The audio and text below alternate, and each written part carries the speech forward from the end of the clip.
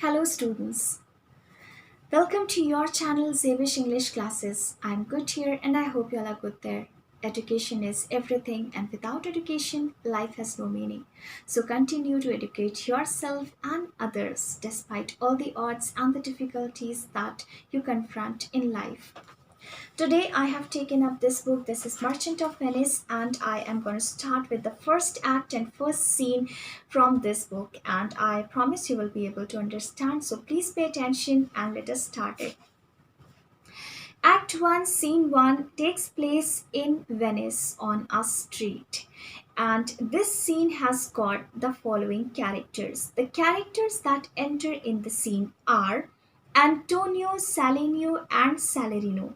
Antonio, Salerino, and Salenio are the friends of each other. They all are Christian characters and they all are virtuous characters, or you can say that they all are heroic characters, good characters. They are not villainous characters. They are good ones, they are friends of each other and they are good friends of Antonio. So Antonio, Salerino, and Salenio, these three characters are present in the first scene, first act, first scene. And here what happens that Antonio is in conversation with his other friends, that is Salerino and Salenio. On the stage, the plays are performed, so you just have to imagine that Antonio is standing on a street of Venice, very, very sad, in a sad mood. And since Antonio is in a sad mood, his friends accost him, approach him, and they try to ask him the reason behind his sadness. To which Antonio replies that Antonio himself is not aware of the cause of his sadness, but he is sad. He's sad, but he doesn't know the reason behind his sadness. This is what is replied by Antonio to his friends who ask him the reason behind the sadness of Antonio. Then Salerino says that he has got some idea behind the reason of the sadness of Antonio, and he guesses that Antonio must be sad because of his merchandise or the ships that have gone to for their destinations that are on the oceans or in the seas, you can say. So the ships of Antonio are at present in the ocean or in the sea. They are heading towards their destinations, and that's why, probably, according to Salerino, that can be one reason due to which Antonio seems to be so sad. Just because his merchandise being in the sea or in the ocean is at risk, is at stake, and there are so many dangers that these ships are exposed to. That can be a danger of a storm, tempest, you can say. That can be a danger of sea thieves. That can be a danger of anything. There are such high rocks in the sea, the ships can get struck to them, and this is how they can get damaged. So these are the various dangers that are present in the sea as well as in the ocean, due to which Antonio must be sad. This was guessed by Salerino. And then Salenio says that had he been in the place of Antonio, he would have rather been very positive and hopeful about everything. He wouldn't have been negative in his perspectives, and therefore he wouldn't feel sad like Antonio, even if his merchandise had been at stake in the sea or ocean. This is how Salenio was actually trying to console Antonio by saying this, and at the same time, he also said that he would rather try to find out whether the ships are at risk or not by picking the grass, by uprooting the grass. And once the grass is uprooted, then it will be simply laid on the piece of land.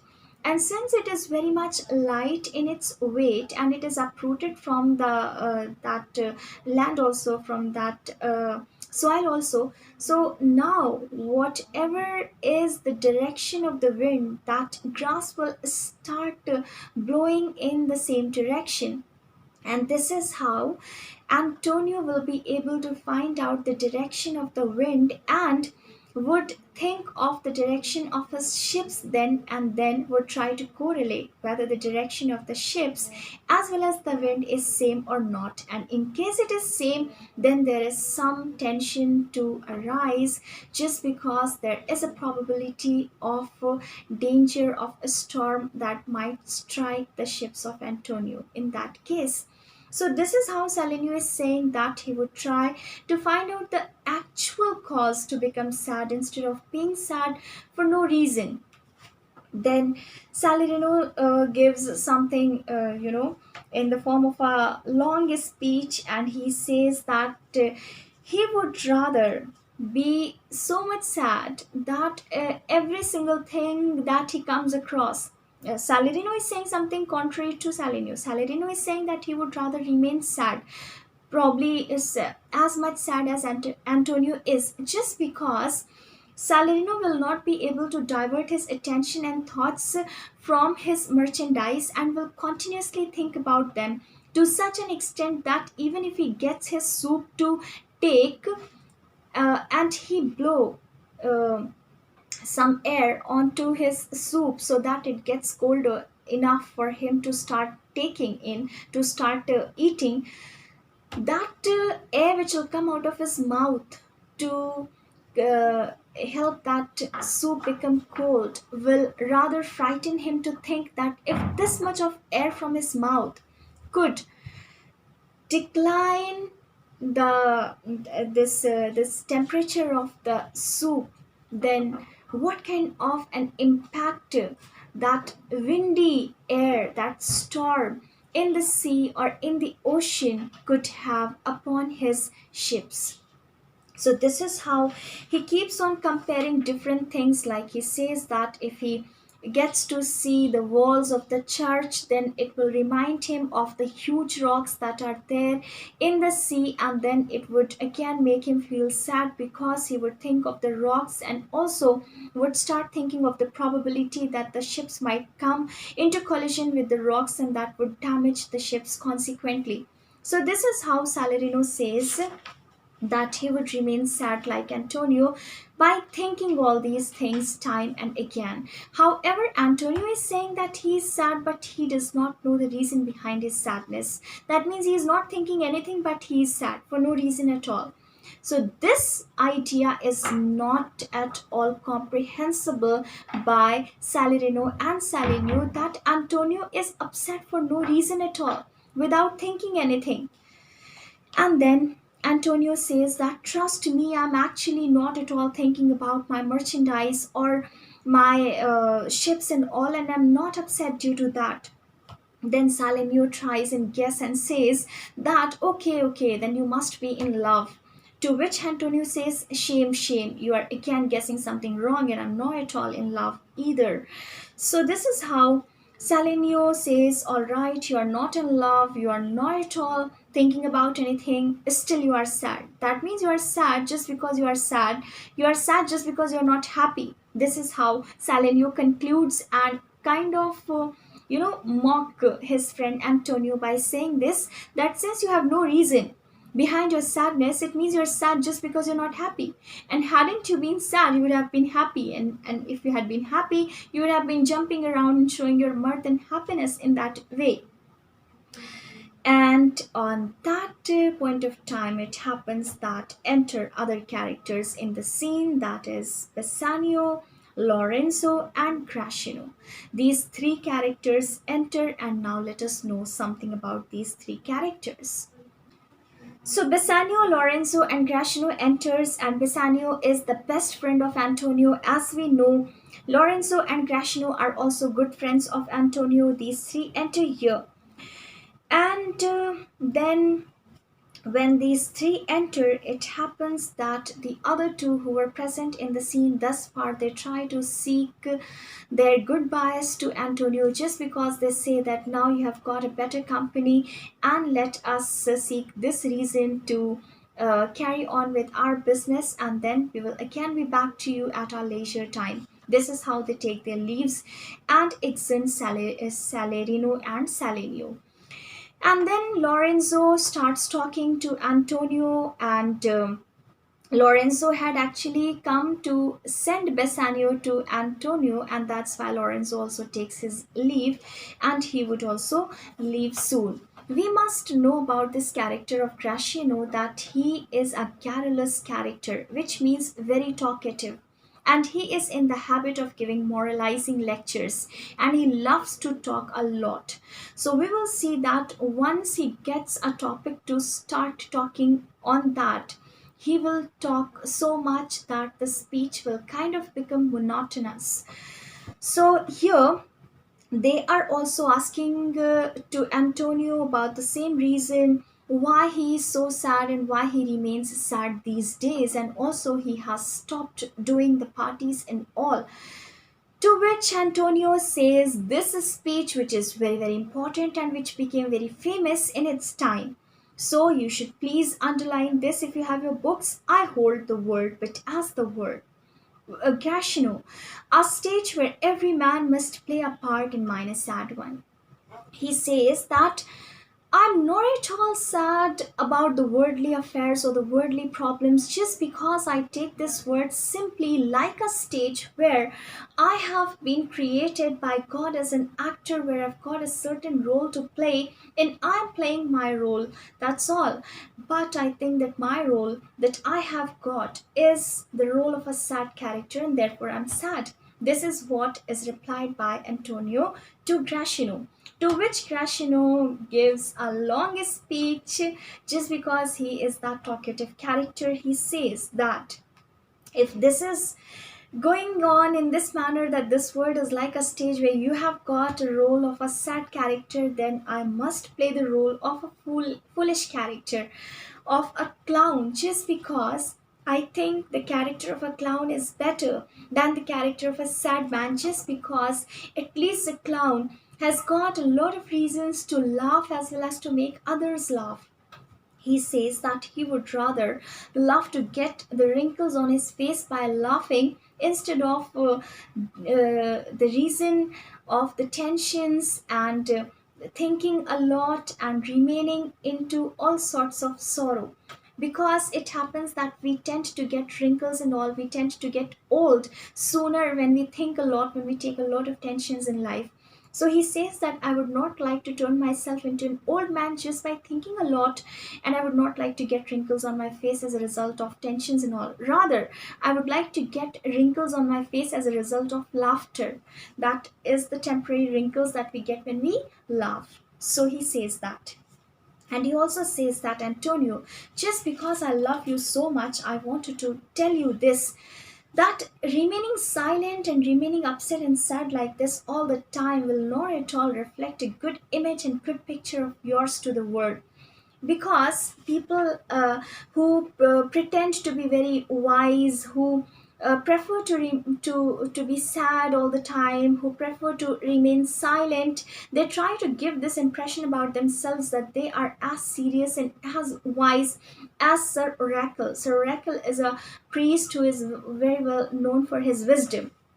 But actually, those people are not at all like Sir Oracle. They are merely like the dogs who, when open their mouths, they simply bark and curse their hearers. And therefore, it is my request that do not let yourself have this kind of an image to the world, and rather try to be cheerful and happy and positive about everything that might be making you sad and upset. Then Lorenzo also takes his leave and then says that he would rather meet at his leisure time later on, and then they decide to have a good party later on when they all meet together. This is how the scene goes on, and up till here it happens that Gratiano and Lorenzo also leave the scene, right? Exit Gratiano and Lorenzo, they leave the scene as well. Now there are only two characters that are left in the scene. They are the best friends in the play, and that is Antonio and Bassanio. They are left together, and the conversation now will go on between these two characters, which is important because we will get to know something which is going on between them. So, Antonio is now talking to Bassanio and asking and saying this as well, that Gratiano speaks so much that I think he is that man who speaks the most in entire Venice. And then Antonio is saying, "Yes, I think you are right." But then Antonio starts talking to Bassanio about that lady with whom Bassanio had fallen in love. That is the princess of Belmont named Portia, who has been described as the most beautiful lady from her outer appearance as well as her inner virtues. So, Portia is again a very important and a major character in the play. So Antonio asks about that lady Portia, and then Bassanio tells Antonio about how he had damaged all his wealth and property, and due to which he did not have enough money anymore to make a visit to that place of Portia where he could go and also uh, seek the love of Portia as one of the suitors, just because he did not have enough money anymore. Whatever money he had already spent extravagantly, and therefore he was left with no money. So he was in a need of financial assistance. He needed financial assistance, which he was not able to ask Antonio directly, and therefore he says this to Antonio that if you remember our childhood days when it used to happen that I would throw an arrow and I would get it lost, and then I would throw another arrow in the same direction with more alertness and with more watchful eyes, and this time I would make sure to see where this arrow goes, and this is how, risking another arrow, I would be able to find out the second one as well as the previous one. In the same manner, today I just want to say this to you that if you help me again with some amount of money, then I promise you that I will be able to give you back the previous debts as well as this current debt that you give me at present. So this is how indirectly Bassanio seeks financial assistance from Antonio, and he says that he would also pay back the previous debts besides this new one. To which Antonio replies that Antonio is feeling bad to listen that his best friend is asking for help in such an indirect manner by quoting an example, an instance of the childhood days. Rather, he should have very rightfully sought the resources of Antonio. This was said by Antonio to Bassanio. And then Bassanio tells everything about that lady, about how he wants to go there, and how Portia is so very beautiful inside as well as outside, and he's in love with her, and also he is under the impression that she loves him. But she's not able to express her love to him. He can simply find out that love in her eloquent eyes for himself. So this is what he says to Antonio, and he also says that if he gets the opportunity to seek his position as one of the suitors there for Portia, then he is very sure that he will turn out to be victorious among all the suitors, and he will be able to marry his love Portia, and that he knows it well that Portia loves him too. He can see that in her eloquent eyes, although she has never said it verbally, that is very much there in her eyes, and it is reflected eloquently, non verbally. So, this is what he says to Antonio, and as soon as he has kept all his heart to Antonio, Antonio loves him like anything, and Antonio decides to help him with whatever resources, whatever efforts he can. He will help him out, and since he doesn't have enough money at present, just because his merchandise is at stake, as we studied in the beginning of the first scene, first act. So now he'll have to seek resources from somewhere else, and this is how he will render the required help to Bassanio. So this is how this was there in Act 1, Scene 1, and then Act 1, Scene 1 comes to an end there. Right? It comes to an end to the very last speech of Antonio, in which he says that he doesn't have any money, any resources at present in his hand, but whatever he can do to fetch that required amount of money for Bassanio, he will do that. He will try his best with whatever efforts he can do, with whatever resources he can do, whatever he has to do, he will do, and he will do all that for the sake of Bassanio, his best friend, his love. This is what he says to Bassanio, and to that the scene comes to an end. Excellent, right? So the scene comes to an end, and we will see in the next scene what happens ahead and how Antonio will be able to get money anyhow from any resource with any efforts for the sake of his best friend, for the sake of his love, Bassanio. And there comes an end of this scene, and we will see in the next scene what happens. So, thank you for watching.